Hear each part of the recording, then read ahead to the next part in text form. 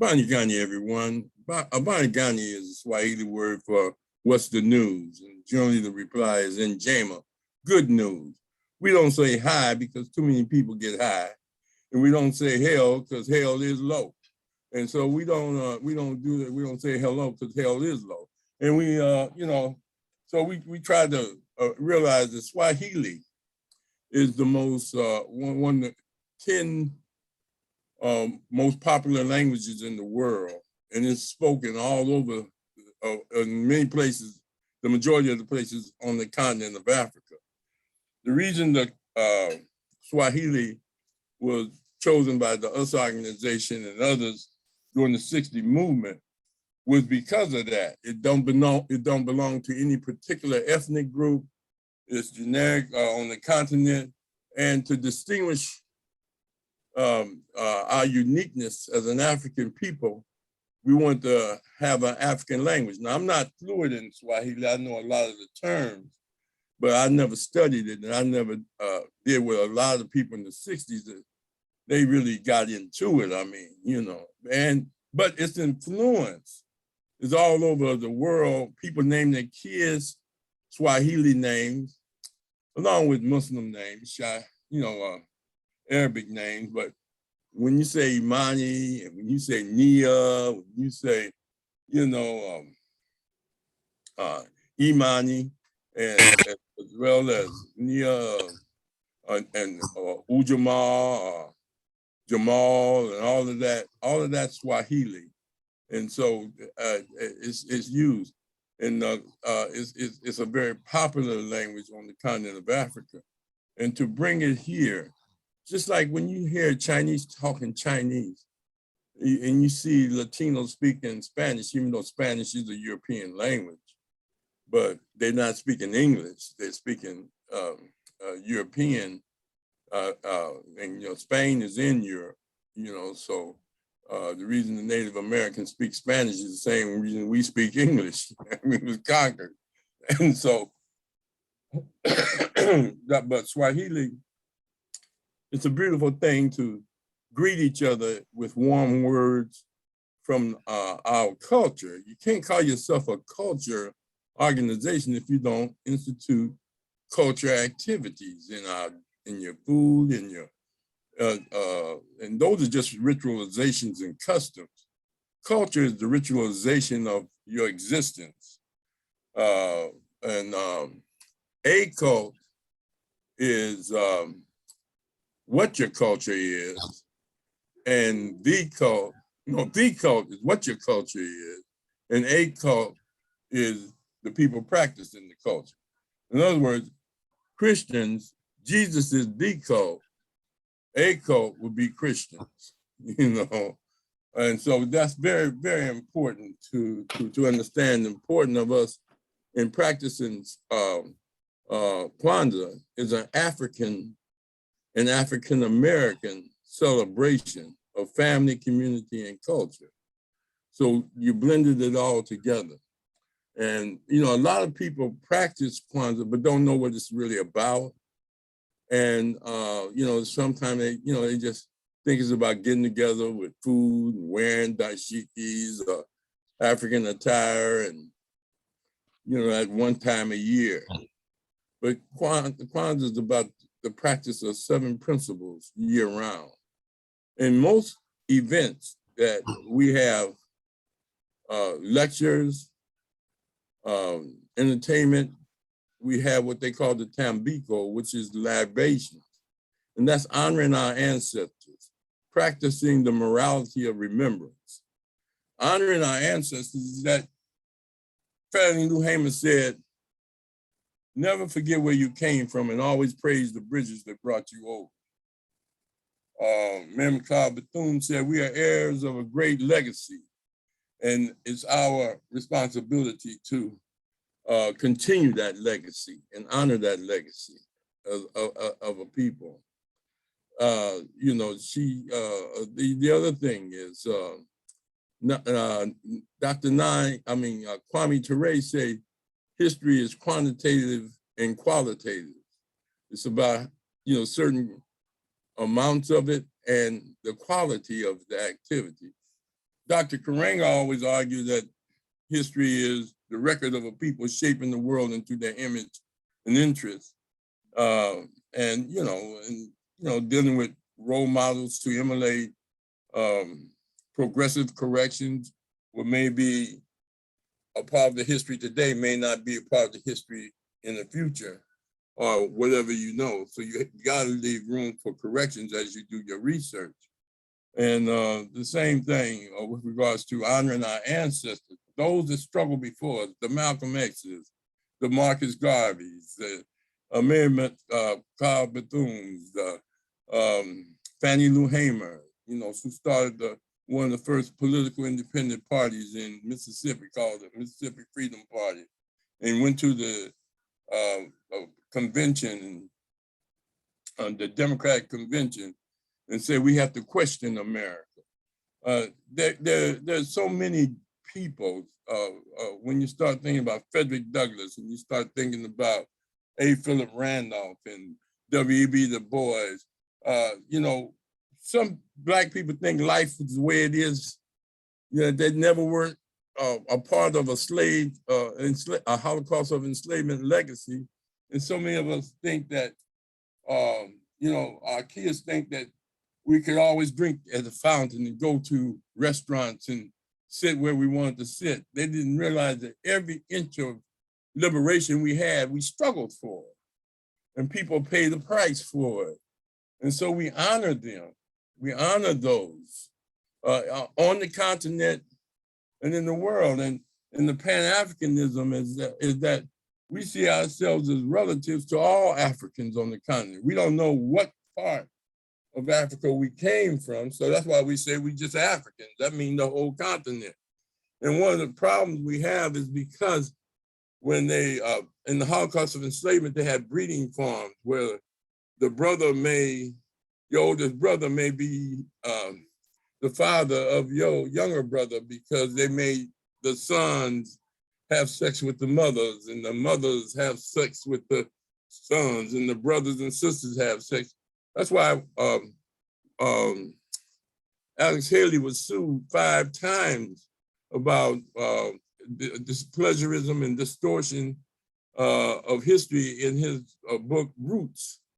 He's a great writer of Malcolm X autobiography, but when it came to Roots, it's called a historical novel because it's a story. And he borrowed from other books. They say he made, out of those 5 suits, I think he made 2 settlements. And the point is that it doesn't take away from his genius in the role in the document and being one of the most successful mini series that ever was watched on TV, because it was an example of the struggle that we went through as a people, and it created a lot of chaos in schools. Brothers were walking up and sisters were walking up firing on white people, and it gave a sense of understanding of how brutal the Holocaust of enslavement was. But anyway, so we honor those ancestors, those that we knew, and even those that we didn't know, that made a contribution to our liberation and to our forward flow and our flourishing today. Some people, they think from a spiritual standpoint, they thank God, they thank their parents, and they thank, their spouses, but they never sometimes think about the heroes and heroines that became martyrs for our liberation and our development and our forward flow and flourishing in the society. So that's one of the reasons we pour libations. The second, it's a morality of remembrance. I mean, Malcolm said history is the one science that rewards all research. History is a foundation. I mean, John Henry Clark said, history is the compass of a people. It tells them where they've been, where they are, and helps them get where they're trying to go. And so history is very important. We don't sometimes put the emphasis that we should. Some people don't. those of us that know better do better, as Rashaki would say. And but the point is that history, and we have a moral obligation to teach our history, even if it's covertly to our children. Let them know the truth, the truth, and the foundation of truth is more truth.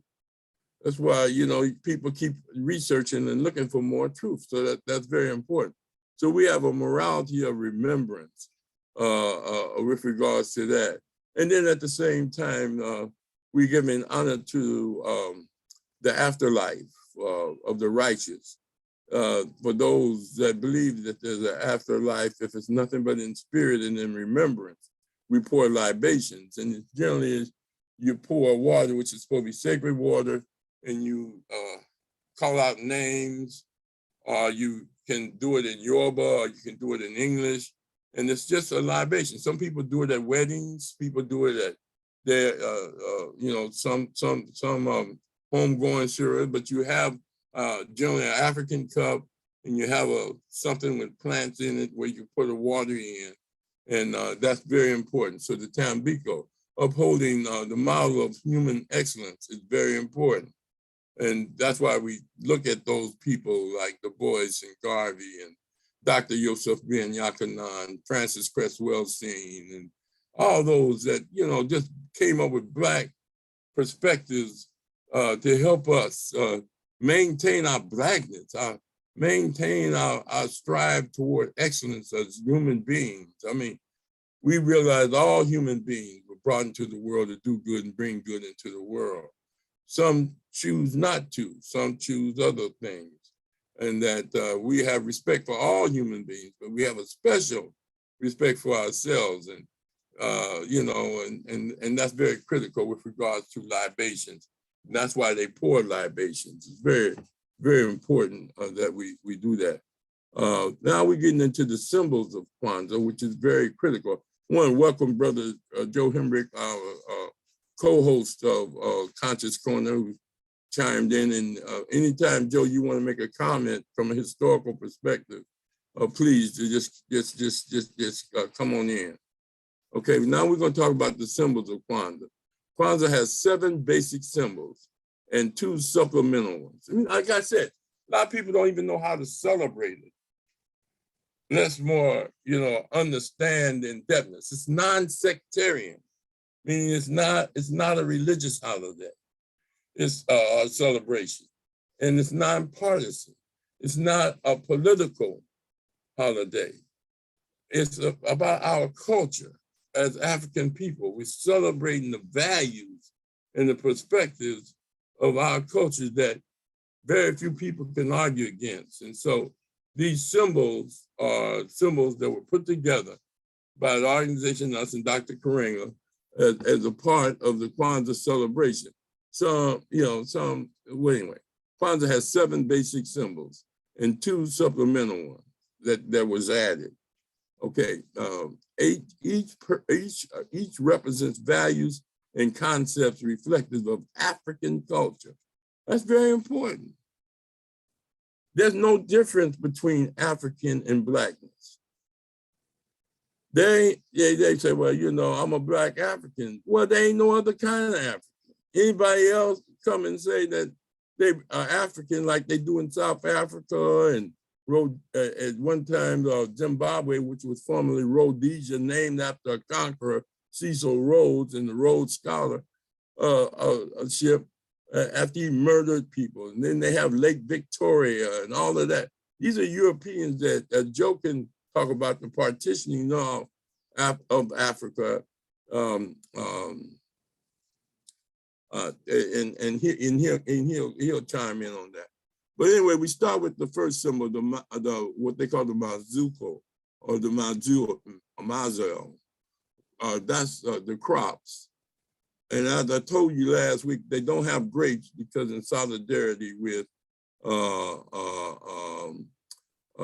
the Cesar Chavez movement, that at the time that Kwanzaa was created, they was respecting the boycott of grapes. So the official celebration of Kwanzaa by the official individuals would never put grapes out as a part of the crops. They would put all the other fruits. And then the makika, which is the mat, and that serves as the foundation by which everything else stands on. And, we have to have a foundation, that's very critical. And so that they get a mat and they put that's the big mat you see. You put all the symbols on that mat. All right. Then the canera, and that's the canera, the candle holder. It's generally one that reflects Africa or Africa symbolism. There's a lot of them being made in Africa. There's a brother that's in Africa shipping some back, made out of special woods and things of that nature. And it's just a very beautiful thing to have in your home for those 7 days. All right. Then the mahindi, and that's the corn. That represents the ears of the corn is how many children do you have? If you have one, you put 1 ear of corn. If you have 10, you put 10 ears of corn. They're reflective of the children that you have. All right. And then Mashuma Saba. Again, you're talking about the candles, the 7 candles, and you have a black one to signify the people in the middle, and then you have 3 red ones that symbolize struggle, and 3 green ones that symbolize the future and freedom that we will receive from struggle. And that's very, very important. And then Kikombe Cha Umoja, the unity cup. That's the unity cup that you see there, that they generally have that. Now, you don't have to have all these symbols, but this is what they recommend from the organizers. In the Zawadi, the type of gifts that they give is generally books. You don't go out and buy a bunch of toys and you don't put a bunch of balloons out and a bunch of, it's not like, if you're going to give somebody something, you just give them something educational or African type of cultural gift, something modest and things of this nature. And so those are very, the 2 supplemental is the bandera. The bandera is the African flag. That's behind my head. Now, the Marcus Garvey flag is red, black, and green. But Dr. Karenga changed it to black, red, and green because he wanted the people first, struggle second, and the flourish and the beauty and the achievements from the struggle in green. So that's why you see black, red, and green behind my head instead of green, red, black, and green that Marcus Garvey did as the African American son. And then Guzo Saba poster, you can add that. These are just things you can add. Besides these 7, the first 7 are basic. These are just things that they add. Then Guzo Saba poster is something that generally has the 7 principles by which Kwanzaa was built on. But then Guzo Saba comes from the philosophy of Kawaida, which means Kawaida is a study of African, the best of African thought and practices, and an ongoing synthesis and exchange with the world. And in other words, we put our culture up against the world's, everybody else's culture. And if our culture is not sacred, theirs can't be sacred. They have to have just as much respect for African culture as we have for them. And we look for the best of African excellence and practice with regards to that advocacy from the Kawaida philosophy, which I'm a student of, and I tried my best to practice it. So the whole thing, one aspect of then Guzo Saba. And let me go back to this. The 7 days is very important. The first day you light the black candle, and that's called Umoja Night. And that's when there's two major gatherings of the people during the celebration. The opening night and the closing night. Those are the two official days that people come together in celebration of Kwanzaa. Umoja Night is the lighting of the black candle and the night that the founder gives the theme for Kwanzaa that year and the founder's statement of Kwanzaa for that year. Like one of the statements is Kwanzaa in the midst of the pandemic for this year and how to celebrate it going through dealing with the pandemic. So Umoja is the lighting of the black candle. That's the first night. And that's the first principle in the Nguzo Saba, to strive for and maintain unity in the family, community, nation, and race. And you know how difficult that is. That's why he said to strive for it, because it's going to be a struggle to stay in unity with your family, community, nation, and race, because we're so diverse and we're so into different aspects of philosophies that we practice. But Kawaida is a Black philosophy created for Black people and instituted by Black people. The 7 principles come from a Black perspective and applicable to us. And, you know, one of the rationales for the celebration of Kwanzaa is you're celebrating yourself, something you're in the hills of America that Black people created out of the struggle of the 1965 rebellion and as institutionalized it, whereas it's celebrated on every continent on the planet now and on planet Earth, and that it's you know, millions of people celebrate and recognize Kwanzaa, and it's gone mainstream with Obama's family recognizing it and having Kwanzaa celebrations, as well as entertainers and news people announcing it along with the other winter solstice holidays and recognitions, Hanukkah, Christmas, and Kwanzaa. So, and you can celebrate all 3, all 1, you know, and things of that nature. So it's very, very critical for us to deal with that. The second principle, which is the hub and hinge of Kwanzaa, is Kujichagulia, which means self-determination. And then we're going to take some questions after this one. To define ourselves. We tell people who we are. They don't tell us who we are. They don't talk about we went to Africa to get slaves. They went to Africa to get Africans, and they came and then they enforced them into slavery. That's why we said, you know, we were enslaved. We're not slaves by itself. We were enslaved. We are human beings with a great history and a great legacy. We brought civilization to the world. We brought spirituality to the world. You know, Ethiopia, look at the cradle of civilization. We built pyramids. We created writing on the Piper's paper. We were the first to start entombing the dead and things of this nature. When they talk about they found a pyramid or they found a tomb, that's grave robbing. You understand? That's sacredness. And so the point is that you have to know that history and see it from an Afrocentric perspective in order to understand that. So to define ourselves is we define who we are. We name ourselves. We name ourselves after our culture. I know our parents named us European names, X. You know, that's why the Nation of Islam said they was X.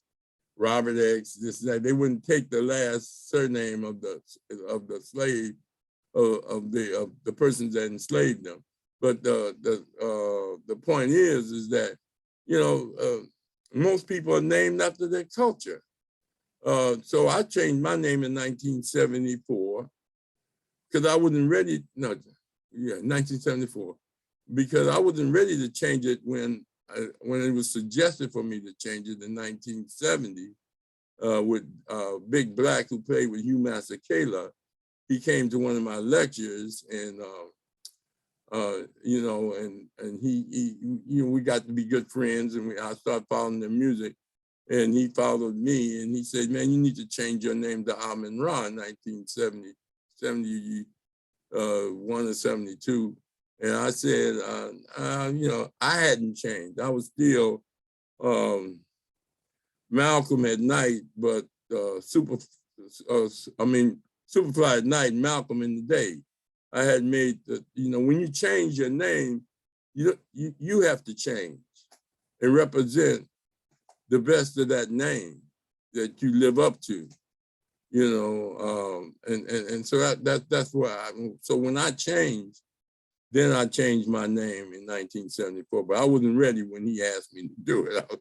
I was still in the streets and doing wild and crazy things that, you know, I've asked the ancestors to forgive me for. But anyway, create for ourselves. And that's very important. You know, there's so much creativity that is left in us as a people. Creativity is very important. Brother Rashaki is wanting us to put a book together. And you know, and that's creativity, create mind. The Johnson did it with Ebony and the Jet. They put the magazine together. A Third World Press with the Hakeem Mahadi Booty and the Institute of Positive Education published a lot of Black books. Carter G. Woodson wrote, started Negro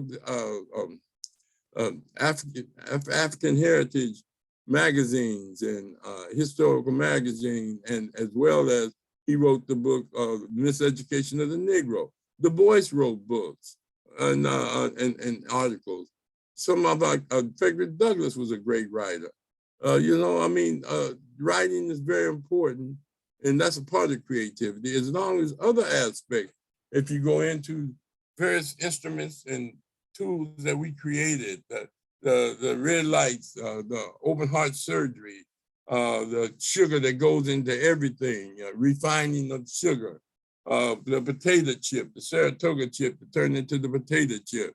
All of these things came from the minds of African people. And I'm not saying other people didn't create things. We didn't create everything, but we do have a created motif. And that's very important. And then speak for ourselves.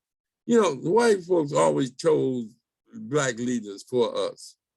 You understand? And it's time for us to speak for ourselves through our young and through our experiences as an African people. Yeah, you have some rap songs that are bad, but you have some rap songs that had consciousness in them, that were uplifting. And when rap first came out, you know, and hip hop is not a culture. You understand? It's just a practice that young people participate in. You know, I'll tell you, street gangs are a culture. You know, they have a flag, they have a dance, they have a holiday.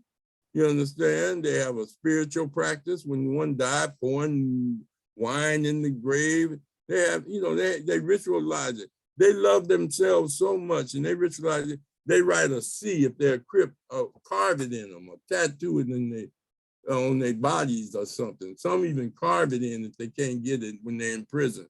And then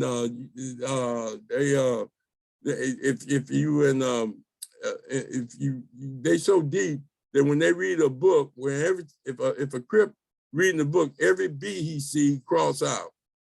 You in juvenile hall, Machinda knows about that. And then the same thing with Bloods. If they see a C, they cross out a C. And that's why in juvenile hall, they make people walk with their hands in their pockets or behind their back, because they'll throw a gang sign and throw it down and step on it, then it'd be a fight. So that's why they make them walk with their hands in their pockets. And when I got there, I thought it was demeaning. I said, no, you don't have to do that. I had to change right away because they was fighting every time we walked them in line and no movement. But then I understood why they did that. You understand? And sometimes that's amazing from the standpoint. Even in jail, they have different tiers for different gangs, ethnic gangs as well, different visiting hours so that they don't cross each other and create riots and fight. Different times on the yard for each other, different visiting hours. They have respect for that culture. That's how deep it is. All right, can I just see that symbol again? Make sure I'm finished with it. Yeah, speak for ourselves. We have to speak a special truth, our own special truth to the world. All this cancel culture stuff, you understand, all this stuff trying to suppress it. The European, they keep talking about Trump's big lie. This whole country is a big lie. It's history and what it is about. And the cold-blooded thing is many of the white people know it's a lie, but they choose to respect it, go along with it because it empowers them. And that's why people support Trump. Not because what he's saying is true, but it empowers them and gives them a sense of, we're not going to turn this country. My kids are going to grow up with people of color ruling it and having equal status as they have. So anybody have any questions up to this point with regards to these or make any comments? Joe, you want to comment on anything? No, not right at the moment. I'll let the others ask some questions. I kind of lost my train of thought. There was something you said that I wanted to comment on, but it'll probably come back to me. Go. Okay. Go. Okay, Brother Mashenda, did you have any comment? I'm gonna get to you, Rashiki. Yeah, just what you're talking about. I'm in agreement, and what you're sharing. It's the protests, the upliftment, the empowerment of Black people, across the diaspora. Obviously, evidently there's an issue, there's a problem that's been going on. There's things that's been going on for a long time, and what you're talking about, as it relates to Kwanzaa and all the the tenets of Kwanzaa, it makes sense because it identifies what's it's all about what's lacking, what's what's the state of emergency. We have our young children and adults, but our young, our generations that are going on, that's coming after each other.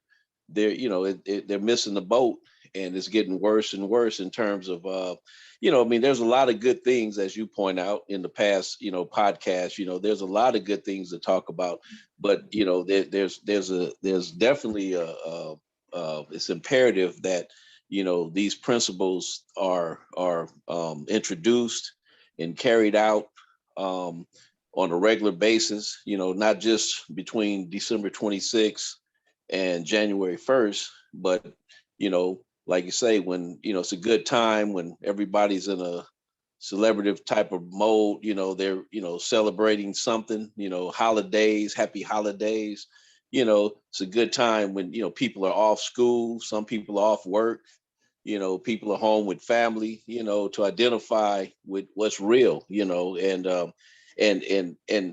what's, the commonality is that where it relates to America and Africa, it's like, hey, the like you say, the enslavement of Black people, of African people, we're not slaves, by tradition. We're like you say, we're human beings. We're powerful people on the planet. Evidence shows such. But the interference and the gross attacks against people, Black folks, and it has come to this. We talked, because in previous podcasts we talk about the school systems and things like that. and it all goes together. It all ties into, the bottom line is that, unless we understand, as a, from a cultural standpoint, from a social and economic standpoint, in turn, unity, we have to have unity, unity, one of the principles. We have to have unity in order to, get something done. So it's pretty basic. What's being said in terms of, like a schematic on how do we progress as people, how do we move forward as people, how do we wake up as people. So really, it's not really a comment. Everything you're saying is truth, and unless we all subscribe to these principles, and there's other principles, but like I say, this is not the cure all, but it's a Dr. Karenga created a blueprint for, hey, like, check this out, this let's, it's like, say, it's not the cure all, but it's in the direction of, like, unless we come together as people, as a group, as a race, I mean, we'll continue to, watch the news and see and talk about, these incidents, these things that happen on TV, the tasings of people and the killing of Black folks and all these other things, until we can show up to school board meetings and become politically active, become politically motivated, become involved in every aspect of our lives, from the, hey, PTA meetings, show up, so like I say, I'm kind of rambling because I don't really have much to say other than, it's you're dead on it, and for you to introduce this, to spend your time on a Monday night to bring this up, I know you could be doing other things, but it's very well said, and it's I would say it is more of the same, but it's not. It's whoever's listening, once you hear it, you implement it and you do it, you carry it out, so that's the whole goal. So again, I'm just talking out loud to not people on this podcast, but anybody else who may be listening, who might stumble across this, that this is real, and anyway, I'm gonna shut up right now, but I enjoy listening, and I appreciate you, spending your time trying to educate the masses. Okay, you kind, and I just want to add two things, build on what you said. One is that we, Umoja is striving toward unity because we know it's very difficult. Second, we don't expect for all Black people to be a part of this. You understand? That's our diversity. It's you have to choose to be African. You can't just, you're American by habit because you was raised here and you was taught this by our parents, and you didn't see anything uniquely different from Americanism. Thirdly, is that people that can't celebrate itself is lost forever. Every holiday in every aspect it was created. Birthdays were created. You understand? Every holiday that you can think of, Easter, Christmas, they were all created. They got a history. Every one of them got a history. Easter, the Easter's named after a freak day, painting women, and then they go hide, and that's where they get the Easter egg hunt from. You understand? Getting them naked, painting them, some pagan stuff that they got. You just read the history of it. Halloween, how you gonna tell your kids there ain't no such thing as ghosts and goblins and then dress them up like one? You understand? And no devils and things of this nature. And then you tell them don't eat that much candy. Then you let them go get a whole bag full of candy. You know what I'm saying? You tell them, I mean, it's just madness, straight madness out of the Celtic festival of warding off evil things. They used to have bonfires during Halloween. They called it Devil Night in Detroit. Somebody always, they poisoned the candy. You had to put it in the x-rays. They put razor blades in them to cut up the kid. I mean, what are you doing out there getting stuck? Don't take things from strangers. Then you say, well, we're going to go into this strange neighborhood where white people, they give bigger candies and bigger gifts. What is it? What are you, crazy? You understand? But anyway, Rocky, go ahead, brother. I can get on with Christmas too. You know, they don't know what day Jesus was born. You understand? It definitely wasn't in December. You understand? But go ahead. Go ahead, Rashiki. Yeah, I just wanted to I don't know if you mentioned it already, but Mashinda just mentioned it. The starting day and the ending date for and how many days is practice. Okay, I was gonna get to that. Yeah. Okay. As I went through the symbols, it starts on January 26th. So it has nothing to do with Christmas. Some people like to say it's a Black Christmas, and I ain't giving them my Christmas, and it ain't but one. This had nothing to do with Christmas. It's about 7 principles.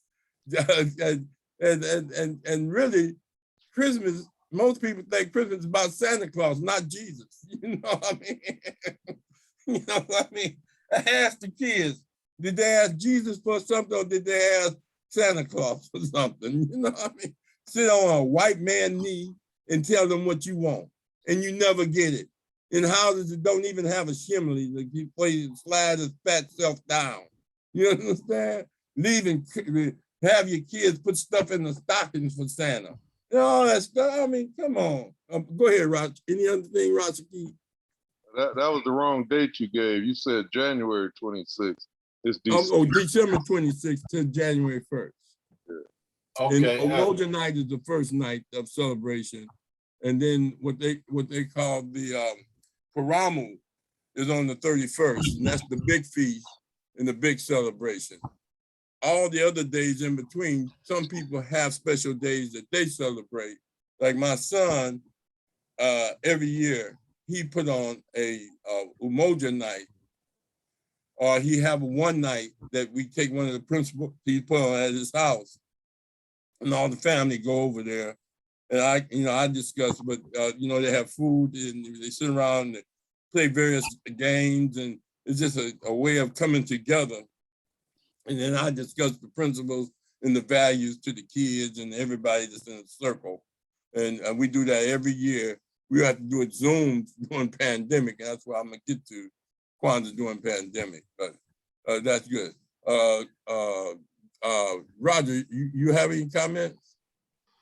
Yeah, I actually do. I think you said something incredibly important about not just defining ourselves, but it's very important about the words that we are careful to say as we're defining ourselves, because we've been so ingrained in the Western European culture from the get-go that we have to kind of unlearn some of these terms. Like we talk about being slaves. You weren't being slaves, you were enslaved.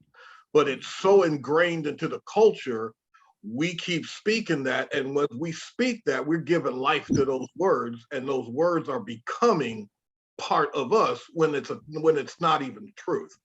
So I think what you said about being careful about defining ourselves also needs to be careful about the words we choose when we're making those definitions, so we're not defeating the purpose of defining ourselves with terms that don't make sense. Good. You know, Dr. Ernie Smith, who, and along with Robert Williams, introduced the term Ebonics. Ebonics means ebony, black, and phonic sound. And many Negroes talked against it because they didn't understand what they were saying. And they were saying there were some African retentions in our linguistical expression, that certain sounds we make was not part of our African culture. So when we pronounce things like best, we say best. We leave the T out because of that. It's just like what Brother Hemrick would say, there's no such thing as Negro land in Africa. So where did the term Negro come from? Spanish, which means black, European, that's still Europe, or either a degradation of black. When you add something to black, a lot of people, you black MF, you black, my black A, That black itch with a B. You understand? I mean, we degraded. And the Europeans taught us to do that because that's what they used to call us. You black itch, you black hen, you black this and that and this and that. They whip it. And we borrow that language. It's an English language. You're not going to find those terms in Swahili, or you're not going to find them in African dialects on the continent. Because as I said before, there's no such thing as a black African because there ain't no other kind. You understand? And so it's very curious that we look at Ebonics as a way of teaching black people as a second language instead of flunking them for not and giving them bad grades for the way they pronounce words. You know, we're not professional speakers like Leslie on Channel 7 and all the other articulate sports broadcasters. They go to school and get retraining in the right pronunciation of English names and right pronunciation. They're speaking what they call professional English. And they want our kids to sound like that. See, that's of domination. When they get you to give up your own culture, you become absorbed in their culture. You understand what I'm saying? When you give up what your mother and father teach you, don't use drugs, and you start using drugs, that means you become a part of the drug culture. You understand? But if you never took it, like Rashid is into health, you understand? So certain things he's not going to put in his body. Brother Hembrick is in deep in the health. They go to health food stores and all that stuff, buy herbs and keep them healthy and, you know, and things of this nature, which is good. You understand? But at the same time, you have to have mental and spiritual health also as well as nourishment. But you're correct about the use of language and how you use it. And we try to think positive about our Africanness because blackness means excellence. Africa means excellence. You know, we teach that. Brother Doctor, good doctor, you have any comment? Yeah, I just had one or two.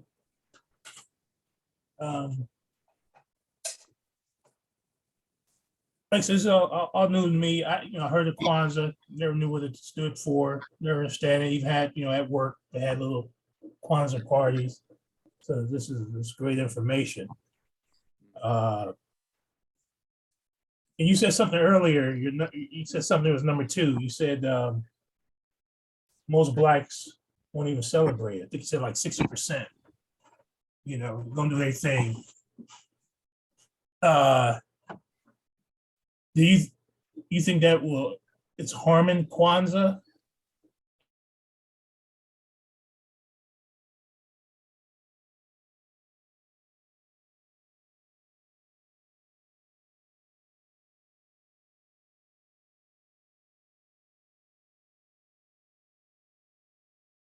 There, if you don't have, like I said, if you don't have food, you're not looking for a house, you're not looking for a bicycle, you're not looking for a car, you're looking for some food. And so the same thing with shelter. If you need shelter, you're not looking for a car, you're looking for somewhere where you can find some warmth and some protection from the elements out there. So you have to always understand the challenge of Kwanzaa with regards to some people. Some people have anything that come up black, they look, even among some black people, not all, the conscious ones, no, they don't. And I'm not talking about any of y'all that's on the air today. They've been taught that anything black is bad. From like angel food cake is white, as Malcolm said, devil food cake is black. You understand? Black, darker you are, the uglier you are. The broader your nose, the thicker your lips. So we've been ingrained in that. So when we come up with our own holiday, you're gonna find Negroes that speak against it. And just against it because it was created by black people for black people. They want to be integrated. They want to go where white people go. I'm the only Negro in the neighborhood. And I'm the only Negro on the job. You understand? I'm privileged because they accept me. You know, I can go eat hors d'oeuvres on the White House lawn. You understand? You just a flea in milk. That's all you are. You know. But anyway, go ahead to the second part, Doc. Yeah, no, so, okay, yeah, with that. Another thing, like I said, I didn't know all of the stuff like you just pointed out here. The slideshow is excellent. And like I said, I heard of Kwanzaa, never looked it up, and probably would have never looked it up. You know. You know. So, I mean, but I was celebrating, and that's my question. Is it wrong or is it okay? Is there any harm to celebrate Kwanzaa and not know all this stuff you just taught us? Well, most people do that. So is that fine? Is that okay? Is that okay? Yeah, I mean, it's the beginning. And then maybe sometime they'll look it up and see that Kwanzaa is really the celebration of what you've done all year. You practice these principles all year. Stop and think. If young people practice these principles just some other time, you understand how much violence would be stopped among ourselves? How much property crimes would be gone down? If we just saw each other as sacred beings toward each other, the highest respect, the same respect you have for your God, your Jesus, your Moses, your Abraham, your major theology people, your minister, you on cuss in front of the minister, even though in Friday they had a scene where they offered the minister was weed and stuff like that, but Bernie Mac. But I'm just saying that, you know, they even denigrate some ministers, but you have reverence. When that man said, I'm Dr. Reverend this, you give him reverence, you know, and so this is the same thing. We give you reverence even when you don't. And in Kawhi philosophy, we put our hands over our heart when we see each other and we bow our head. You understand? Abanigani, you understand? And we embrace, you understand? This shows that it's heartfelt. It's heartfelt. That's why we put our hand on our heart. You understand? It's heartfelt. When we make a pledge, we have what we call the Kiapo. Our brother and sisterhood and struggle is profound and forever. You understand? And we go into a whole pledge, like people pledge allegiance, we pledge ourselves to Black people. And we will always respect, love, create, and do these things with regards to that. And so, yeah, if you know, people do what they can, whatever little bit they can. They just don't number just say, I like Kwanzaa. That's good. That's a start. If they don't even practice it, don't want to know anything about it, but just say, well, everybody else doing it, I'm doing it. It's just like, I used to tell people in my classes, because I used to have hundreds of people in my class. Some people wasn't even in my class. They just came because they saw a bunch of people coming in and they thought there was something going on. And you understand? And hey, come on in. You understand? And then maybe you'll learn something about your history, your culture. I mean, you'd be surprised about Black people who think Blackness is just skin color or Blackness is just hating white people. No, Blackness is about loving your people, respecting your people, and struggling for liberation and development and progress. We are entitled to part of the social wealth and opportunities in this country because of our struggle here and because of their exploitation of us. And because they built on the foundation of our labor and the extinction of the Native American and the exploitation of women of color and other ethnic groups. So I mean, I taught ethnic studies, and so you know, I know we ain't the only people that were enslaved. We aren't the only people that were victimized by the system. So you have to develop appreciation for their struggles also. But they have their holidays. You know, the Native American, they have their special days. Latinos have their special days. Other groups have their special days. Why can't we have ours? You understand? And so Dr. Karenga them said, during the midst of the struggle, we're gonna create a holiday. It didn't catch on right away. You know, it started out small, like we starting out small with a small group, but it grew and grew and grew as people got more information. Brother Henrik, you want to add anything? And Doctor, did I answer your question? Yeah, definitely. And one more, Okay. I maybe missed it in the slides. So why was it picked for this time of the year, January 26th to the Because that's 1st? part of the Why? winter solstice. Okay, That's when the ancient Africans around this time celebrated the Day of the Fruits, of the fresh fruit, and harvest time, and at the end of harvest time, the fall, and that's way they did it. It's part of that same thing. That well, almost all your major holidays is during the winter solstice. Of the major Western religions, except for Islam, but some Islam activities are practiced during the winter solstice. Some of them even do Ramadan during the winter solstice, or fast. Brother Joe, you want to add anything, Brother Hembrecht? Yeah, just a little bit. As far as celebrating, like it says, the birthday of Jesus, almost every deity in all of these various religions, birthday is December 25th. Although when I was a Bible thumper, it was, and I was doing research in, terms of biblically, Jesus really would have been born, according to the way they talk about the stars in the Bible. It actually would have been around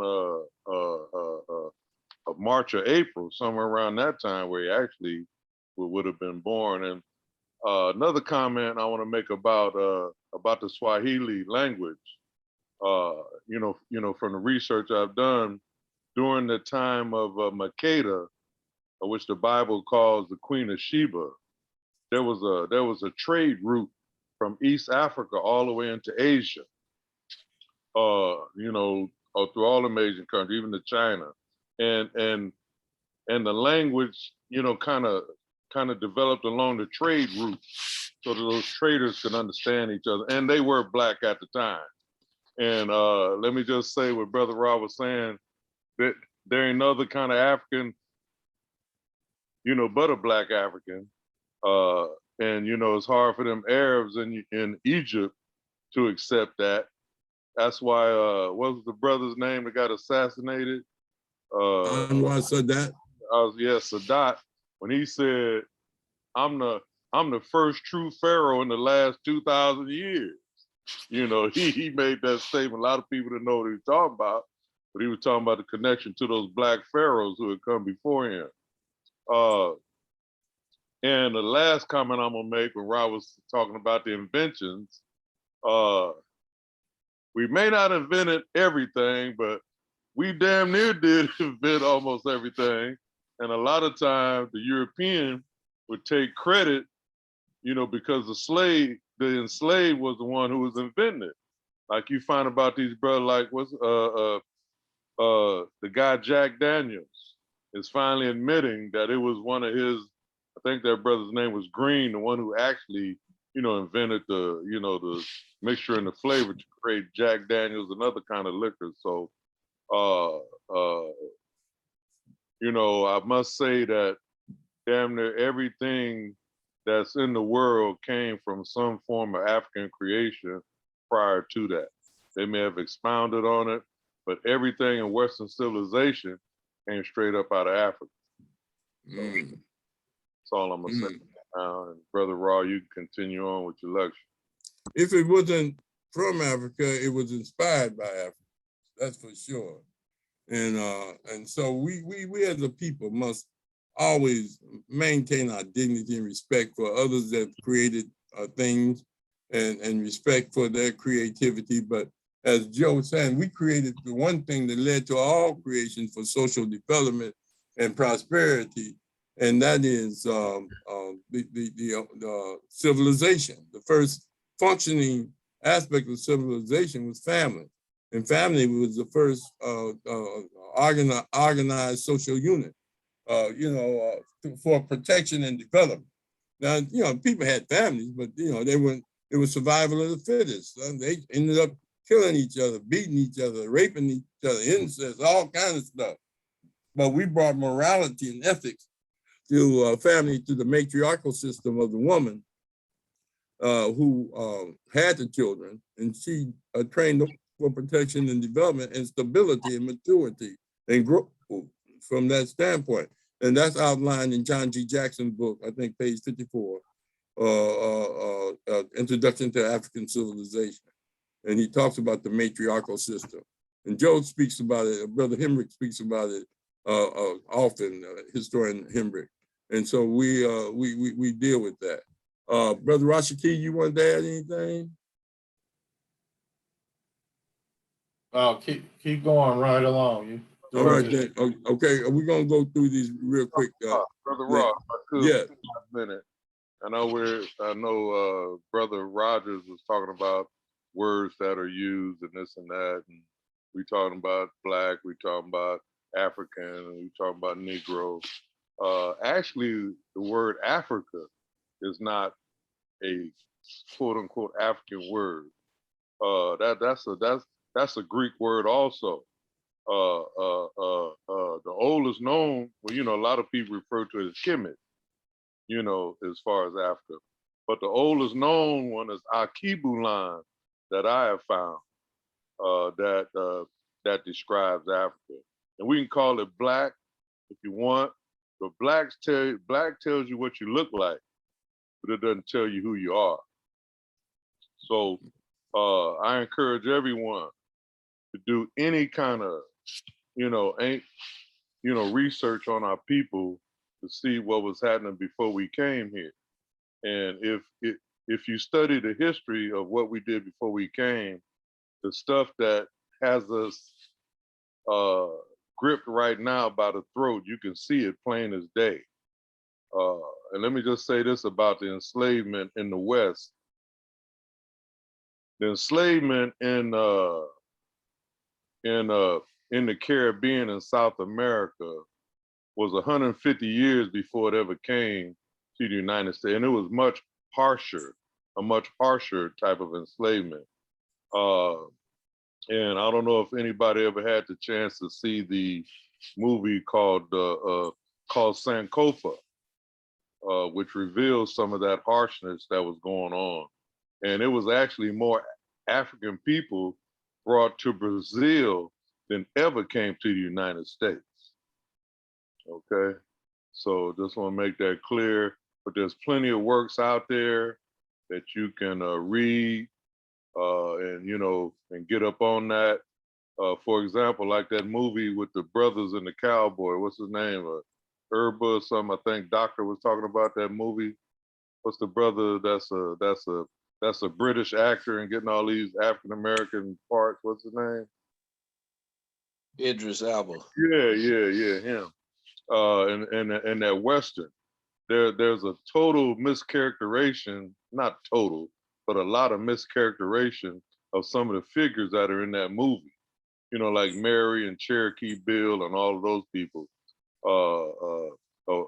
A work that has a lot more clear definition on that is a book called The Black West by William Katz. You also have a book called The Black Indians, which is a great book. I tell you, you pick that Black Indian book up, you ain't gonna put it down till you finish. It is that enticing to the Black mind. So anyway, I just want to interject. That's my job, to interject a little historical stuff from time to time, and I'm gonna let the brother get on with with his lecture, which he's a master at. So, Brother Rahh. Right. I want to say Asante Sana for that input too. And that was good to us to know. And one of the books that really outline Kibalan is Dr. Yusuf Ben's book, the cultural curriculum of Black studies, one of his first books, as well as Not Man, God, and Civilization. That's Chancellor Williams. The three major Western religions, he talks about it in that book. And Dr. Yosef Ben Yakanan also have a pamphlet on the chronology of Bibles and things of this nature. And him and John Henry Clark, self-taught historians, and really went deep into, they not only researched it, they went to Africa to see for themselves. Chancellor Williams said he did his first 30 years he said he didn't go to Africa to study African history. He went to Europe because that's where they stole all the artifacts. It was in the museum, the British Museum. So he started his journey there. But anyway, let me get back to these principles so we can get through it. Ujima, which is collective work and responsibility. We must train our children that they're part of a team and they got to work together. And, you got to teach them to be politically conscious, politically aware, geographically knowledgeable. And these are things that parents that have the ability to teach that should teach. Those that don't care and those that ain't into that, they're not going to do it. But those of us that, as Rashaki said, that know more, each one teach one. And that starts with the parents. And Brother Rogers is always deep into that. And so we must begin to expect excellence, but you can't expect your kids to be excellent if you don't participate in encouraging them that, giving them incentives and rewards for demonstrating excellence in character and in academic and intellectual attainment, to build and maintain our communities together. I mean, that's beautiful, isn't that? To build and maintain our communities together. Ain't nothing wrong with having a Black community. They will be moving away from themselves. I don't understand that, but anyway, and make our brothers and our sisters' problems our problems and to solve them together. I can understand, cat breaking in your house every week, you got to move. You know that? People beating up your children on the way to school, shooting at them and stuff. Yeah, I understand. But we need to correct this also. We need those to strive toward correcting this in the future. And hopefully that generation of disruption move on. Next slide. Ujamaa, cooperative economics, the importance of money, the importance of the medium of exchange, the value of money. That's easy. Is the best thing you can do with money is save it. Just stop and think, if our kids had all the money they spent on Pac-Man and Donkey Kong and all that stuff, they can open up a little business when they get, teach them like yo was saying, he wanted to buy more property. Entrepreneurship, a sense of the value of money for your future, not just for right now, not, going to the ice cream truck with every time you get $1. Save it. You got ice cream, you got food in the house and you still go out and it's like people that go shopping, spend $150 on groceries, and then stop at McDonald's on the way home. What is this about? You understand? I mean, it's good. You got the money, but you're wasting. Why buy ground beef if you ain't gonna cook it? You can make a better hamburger than Mac.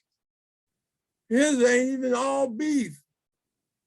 They call giraffe meat, all kind of stuff mixed up in it.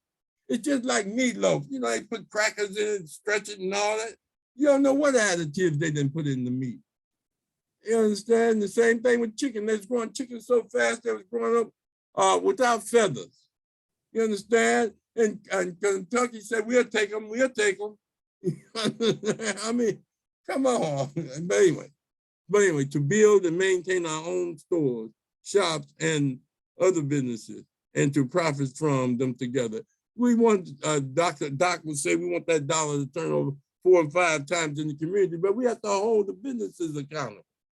The reason we have less Black businesses than before is because of immigration and because of migration away from the community. People looking for other opportunities other than within themselves. Next slide, NIA, purpose. To make our collective vocation the building and developing of our community in order to restore our people to their traditional greatness. If you don't, listen. If you see yourself as a thug, you're gonna be a thug. If you don't see yourself as a moral and ethical being, and it's hard when you're in hell. It's hard to act like you divine, but that's the struggle.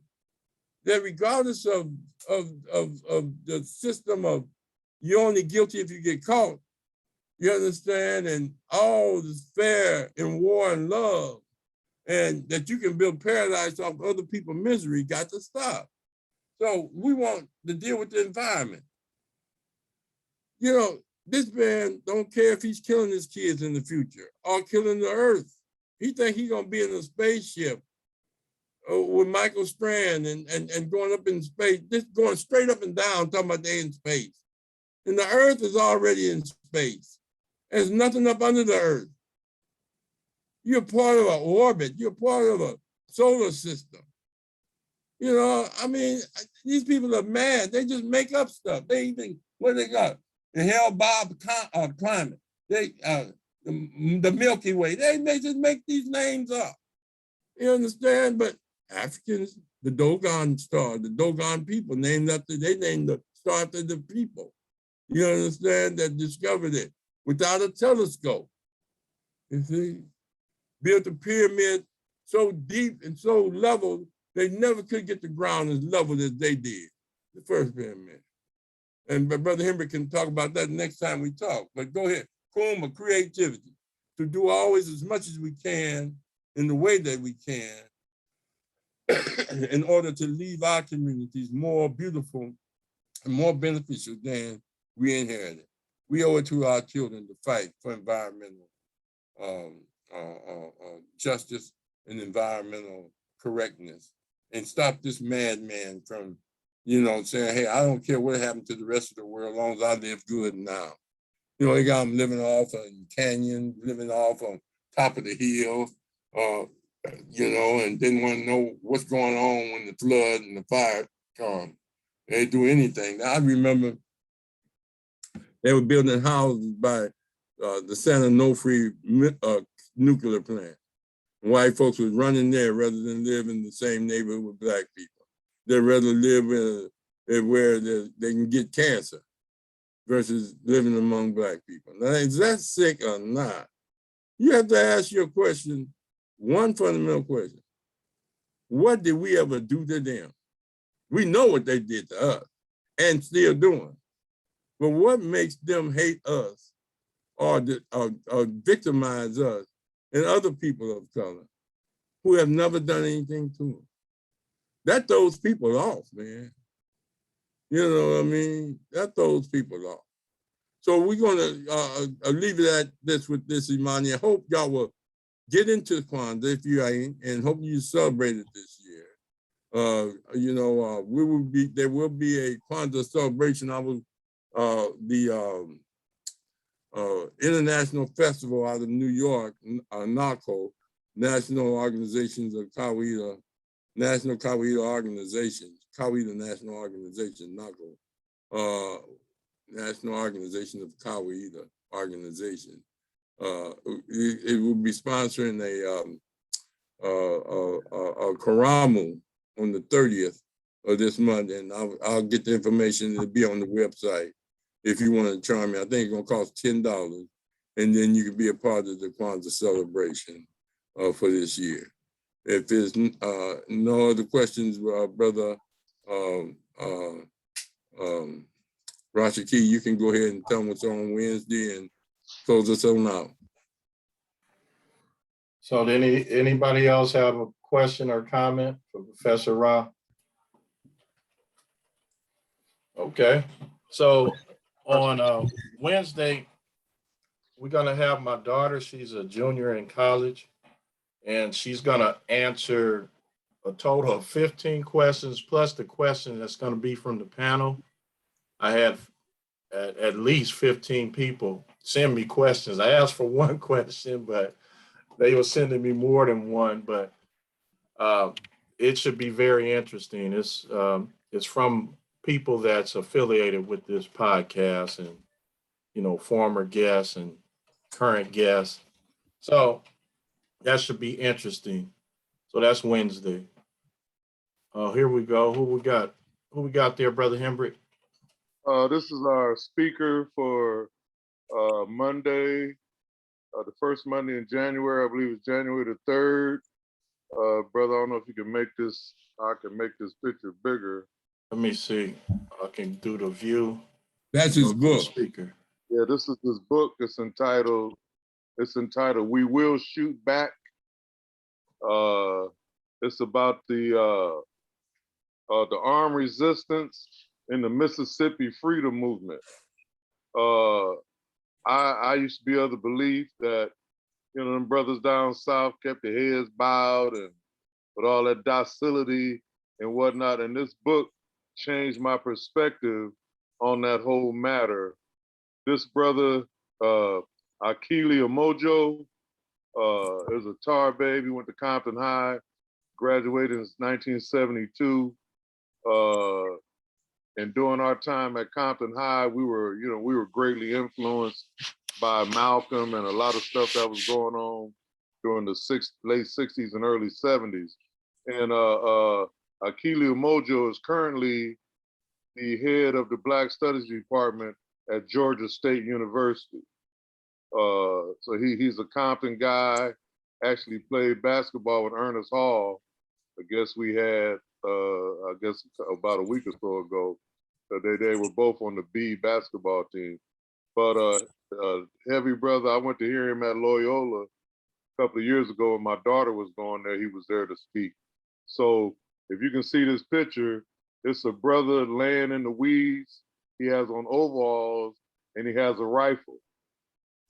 And a lot of time when the marches and protests would go on, these brothers would be along the perimeter, you know, looking for them crackers that was coming trying to disrupt stuff. And I mean, they was really seriously busting caps on a whole lot of them rednecks down south. So I think it'd be an interesting topic for all of us to check out. So this is on January the 3rd at 6 o'clock. And you can see the title, We Will Shoot Back. So. Yeah, I'm very familiar with Akinyele. Good brother. We had him at the Culture Center speaking on. Okay. So what we got next week, Professor Rahh? All right. Oh, What and we I got think next if week? anybody wants to get the book ahead of time, I'm sure it's available on Amazon. I'm pretty sure, but it's a great read. Really raised some eyebrows to me as far as what was actually going on down there at that time. So, go on, Rashid, you got the floor. All right. Professor Rahh, we on next week? Yeah. Yeah, you got something for us? Or I'll give it to you tomorrow. I'll talk to Brother Hendrick tomorrow. okay. And, we'll We'll be in the second day of Kwanzaa. All right. Yeah.